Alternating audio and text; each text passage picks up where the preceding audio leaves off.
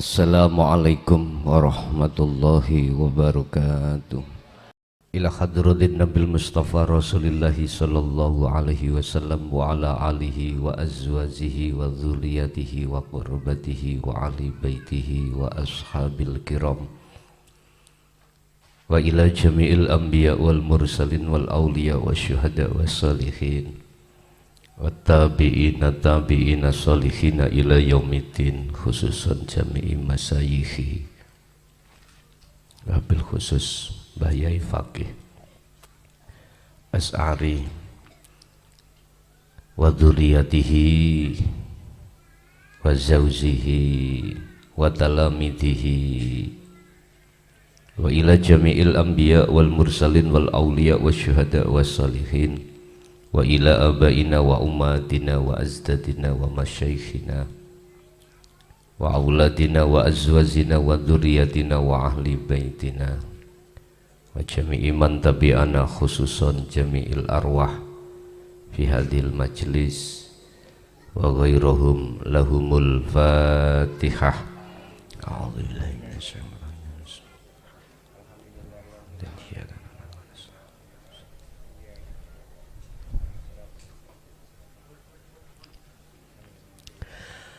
Bismillahirrahmanirrahim. Alhamdulillahi rabbil alamin wa bihi nasta'inu ala umurid dunya waddin. Asyhadu an la ilaha illallah wa asyhadu anna Muhammadan abduhu wa rasuluh. Allahumma salli wa sallim wa barik alaihi wa ala alihi wa ashabihi ajma'in. Rabbi syrahli sadri wa yassirli amri wahlul 'uqdatam min lisani yafqahu qawli. Qala Allah Ta'ala fi kitabihil karim, a'udzu billahi minasyaitonir rajim, bismillahirrahmanirrahim. Ya ayyuhalladzina amanu udkhulu fis-silmi kaffah wa la tattabi'u khutuwatis syaiton innahu lakum 'aduwwum mubin. Amma ba'd. Hadratil kiram, para alim, para ulama, Mbah Yai, Pak Yai, asatid wa asatidah, tokoh masyarakat, tokoh agama, wabil khusus akhinal kiram, semua alumni, senior-senior Pondok Pesantren Darussalam Sumbersari Kencong Pari Kediri. Silaturahim kami semoga diterima Allah. Kalian ta'aruf memiliki majelis, semoga Allah kasih barokah sedayanipun. Ibu bapak hadirin jamaah rahimakumullah. Alhamdulillah, dalam kesempatan malam hari ini, alhamdulillah malam spesial bagi kami. Di samping ini berencana untuk rutinan setiap sasi Selasa keempat gini, ya, Selasa keempat. Yang tidak kalah pentingnya, kami tadi kaget Pak Bu melihat gambar niki ada Mbah Yai. Loh, alhamdulillah, berarti alumni Sumbersari kathah mriki nggih. Salam takdim kula dhateng panjenengan sedaya. Bapak Ibu hadirin, kita teruskan pengajian kita mulai dari syariah, thariqah, hakikat dan makrifat. Tetapi sebelum kita masuk di dalam pembahasan itu, mungkin bisa dilihat di dalam surah Al-Baqarah ayat 208 terkait masalah syariat, thariqat, hakikat dan makrifat. Kita ketahui terlebih dulu apa pengertian daripada syariah, thariqah, hakikat dan makrifat biar nanti kita tidak bingung. Wahai orang-orang yang beriman, ya ayyuhalladzina amanu udkhulu do mlebu sira kabeh fisilmi ing dalam agama Islam kafah halih sampurna. Niki nek banyak alumni Sumbersari wis padha mek nguyai negara ilmu alat di mana ada hal mesti ada sahibul hal. Udkhulu do mlebu sira kabeh fisilmi ing dalam agama Islam kafah halis sampurna. Wahai orang-orang yang beriman, masuklah kau di dalam agama Islam dengan sempurna. Mohon izin kalau tulis ya. Nggih, mboten monggo menggakan. Sampun niki. Bismillahirrahmanirrahim.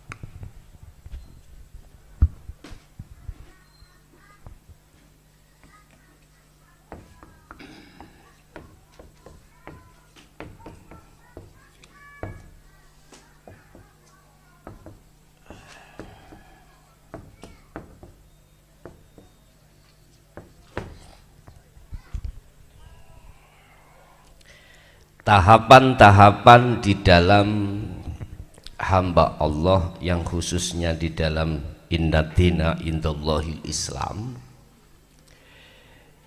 itu kita pertama dimasukkan dalam Islam, agama Islam.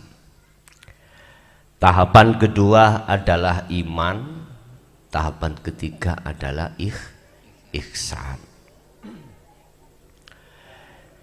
Inilah yang nantinya keislaman kita akan menjadi sempurna manakala kita mengikuti surah Al-Baqarah ayat 208 tadi.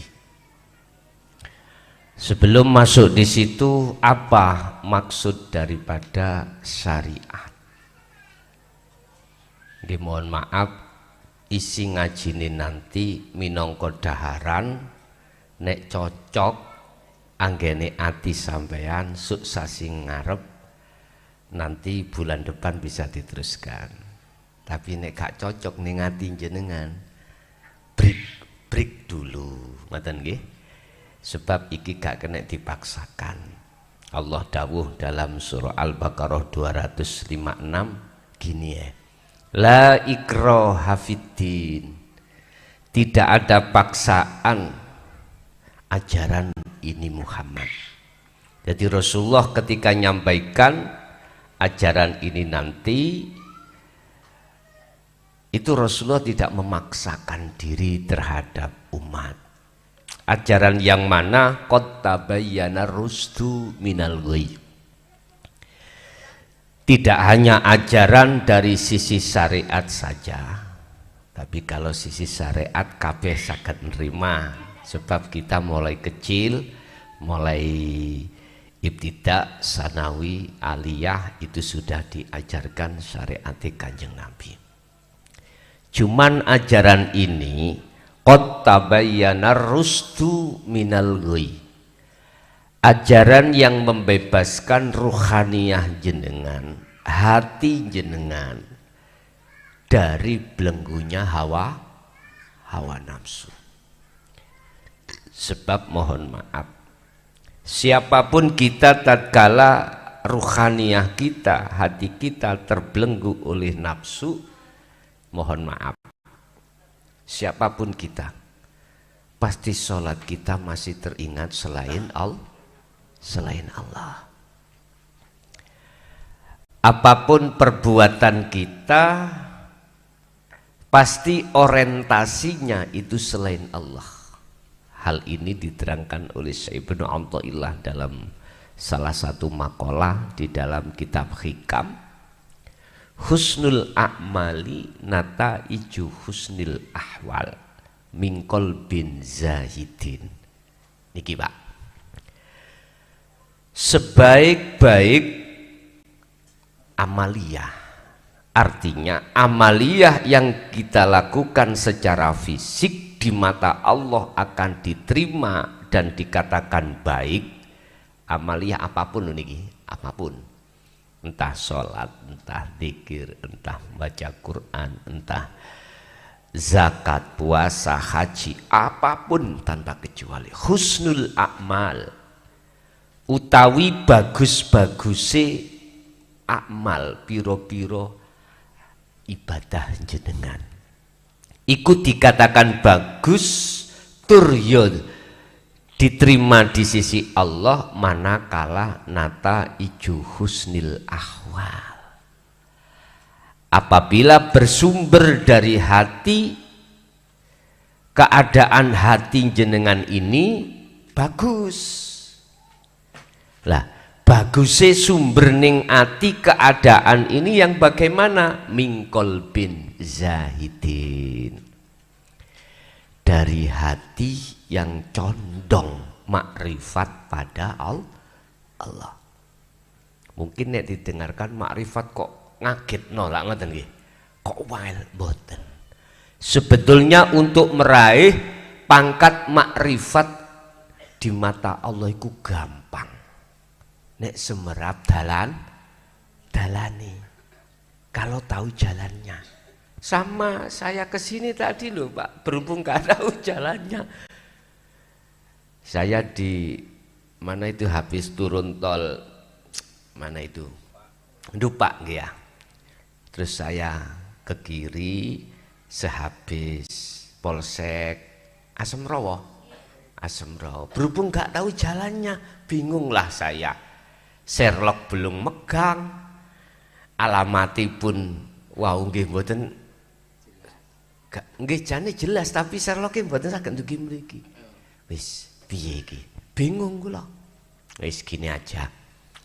Kula ndamel status tolong dijemput di sebelah Polsek Asemrowo dan atau dikasih Sherlock. Nek ndak saya kasih waktu 30 menit, biasanya nek mboten kula kundur.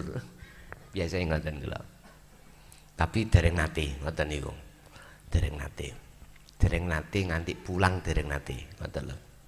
Lah sama toh, karena saya tidak tahu jalan. Coba jenengan yang sudah tahu jalan ke sini, mboten tanya-tanya. Langsung jujuk saja.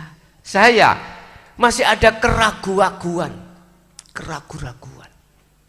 Lah, ini pernah dialami oleh nenek moyang Kanjeng Nabi, yaitu Nabiullah Ibrahim alaihissalam di dalam surat Al-An'am 76, 77, 78. Ketika beliau ini memakrifatkan terhadap Allah, sempat beliau ini ngalami proses kebingungan. Mohon maaf, mosok Kanjeng Nabi ku bingung. Gambaran tidak jauh berbeda dengan saya tadi. Ketika beliau melihat bulan, saat itu mungkin ini Allah ya. Bintang mungkin ini Allah ya. Itu kan masih belum tahu lagi itu Pak nggih. Masih tanya ya. Tapi ketika saat siang datang, bulan, bintang nggak ada. Bukan. Berarti bulan dan bintang bukan Allah. Karena dia nggak ada. Wong sifatnya Allah itu kekal kok. Akhirnya siang bertemulah matahari. Sama. Saknaliko ketika itu beliau itu mempunyai dzon, mungkin ini Allah lebih terang, lebih besar.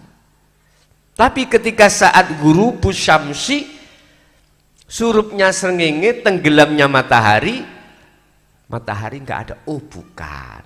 Akhirnya bertemulah surat Al-An'am 79. Inni wajjahtu hiya lilladzi fataras samawati wal arda hanifan wa ma ana minal musyrikin. Letaknya beliau bukan termasuk golongan orang yang menyekutukan Allah ketika saat ini wajah wajiyah. Sesungguhnya ku arahkan wajah ruhku pada wajah Allah. Nah inilah nanti pembahasan kita ketika saat ada di hakikat ma'rifat di sini. Cuman saya terangkan kembali dulu pengertian syariat itu apa sih? Bapak Ibu, umpomo saya umpamakan gini. Saya hadir ke sini ini syariat saya pakai mobil. Ada yang pakai sepeda, terserah. Jalannya mobil, torikohnya atau jalannya ya aspalan daratan. Kan nggak mungkin mobil disuruh lewat laut. Beda kalau laut berarti kendaraannya adalah kapal. Lah, hakikat saya apa ke sini? Diartikan hakikat adalah tujuan. Tujuan saya dari rumah kemana? Ke Surabaya. Untuk apa? Untuk ngaji, ta'aruf. Untuk ta'aruf terhadap panjenengan silaturahim. Itu tujuan. Umpama saya kembalikan pada Allah sekarang. Apa syariat kita pada Allah? Otomatis mengikuti syariat kanjeng Nabi. Mana syariat kanjeng Nabi? Seluruh ilmu pengetahuan tentang apa yang akan kita laksanakan. Contoh, sholat. Sholat itu wonten ngelmuni badan. Wonten toh? Bagaimana caranya kita sholat secara syariat dengan benar? Ilmunya lah harus kita pahami. Berarti kita ke pondok. Kalau enggak ke pondok isna langgar guru-guru yang membahas tentang ilmu syariah. Caranya sholat itu gini, ada syarat sahnya sholat, ada rukun sahnya sholat. Sudah kita ketahui. Thariqahnya mana? Jalannya mana? Ilmu tentang sholat itu disebut syariah. Ilmu tentang zakat itu disebut syariah. Ilmu tentang haji dan lain sebagainya apapun itu disebut syariah. Berarti bisa saya katakan sebuah sistem. Sistem bagaimana cara jenengan ikut sholat, zakat, puasa, haji dan lain sebagainya itu benar. Miturut syariatnya kanjeng Nabi. Lah thariqahnya, jalannya itu adalah nama sebuah aktivitas yang disebut sholat. Contoh sholat. Berarti nama sholat yang diberikan Allah terhadap kanjeng Nabi dan terhadap kita sebagai umatnya yang satu hari satu malam itu bertemu 50 waktu yang sekarang menjadi 5 waktu. Itulah jalan, itulah thariqah. Saya tidak bicara thariqah muktabaroh mulai A sampai Z loh Pak nggih, mboten. Saya katakan thariqah yang secara hakikatnya seperti ini secara khusus. Pun. Terus tujuan hakikat sampean sholat iku nyapo? Innallaha huwa rabbi wa rabbukum fa'buduh hadza siratum mustaqim. Surat Maryam 36. Wa qala aidan wa ma khalaqtul jinna wal insa illa liya'budun. Berarti menyembah. Nggih mboten? Kita tujuan kita adalah menyembah. Menyembah itu tidak bisa dipisahkan dengan bertemu. Bahasa fa'buduh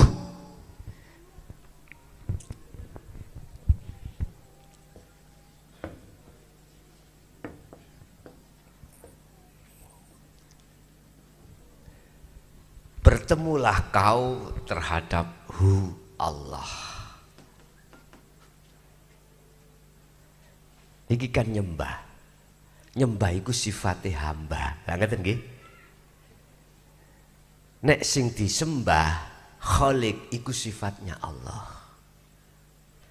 Hu ini kembali kepada Allah.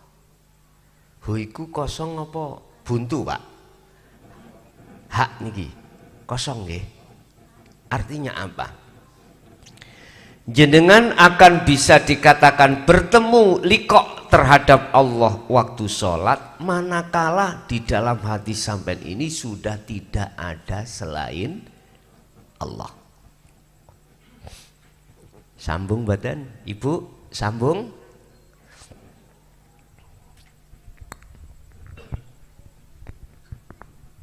Kalem-kalem nggih, ngajine iki mboten kenging dipeksa.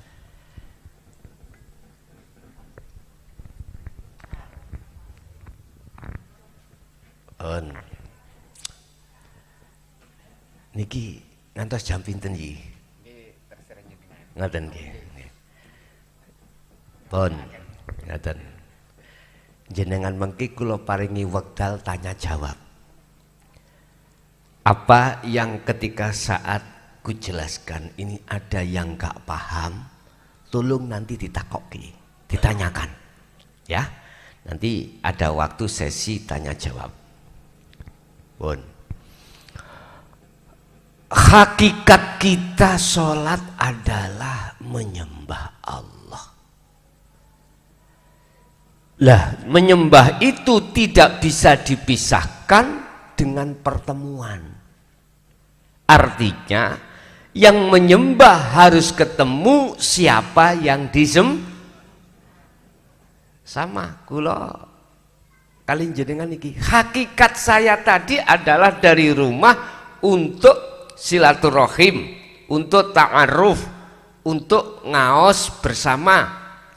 Lah, ketika hakikat iki numpang di atas syariah thariqah, menyatakan hakikat, sampai di sini inilah disebut makrifat. Makrifat yo bertemu. Berarti nyatanya hakikat tujuan adalah makrifat, disebut makrifat. Konteksnya dalam hal sholat thariqah, sholat di dalam Al-Quran.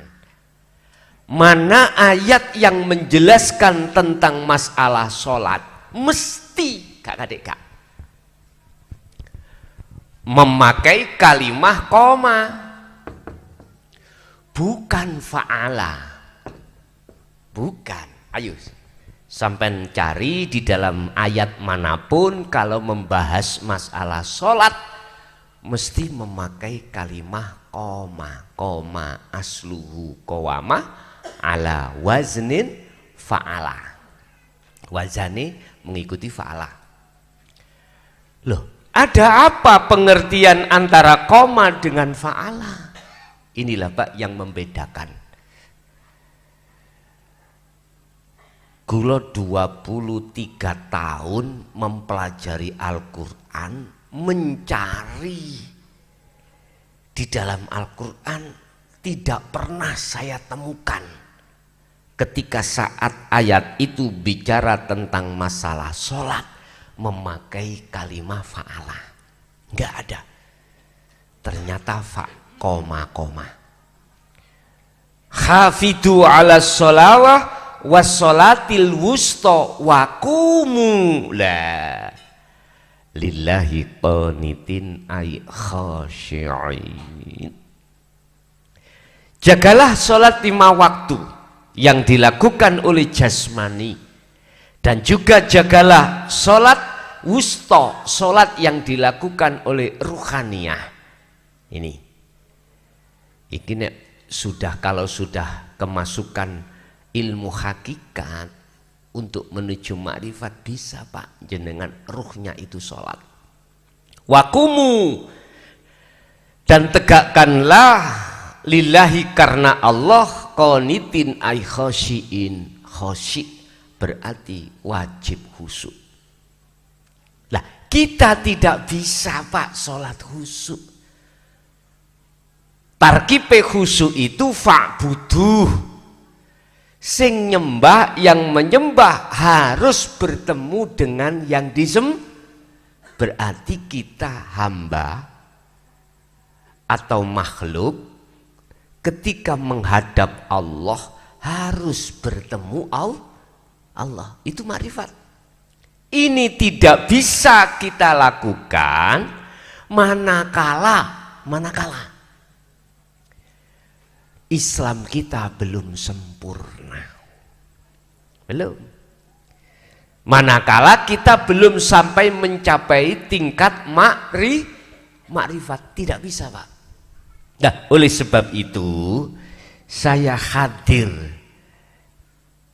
di sini Surabaya pun tambah Rejo, tambah asri,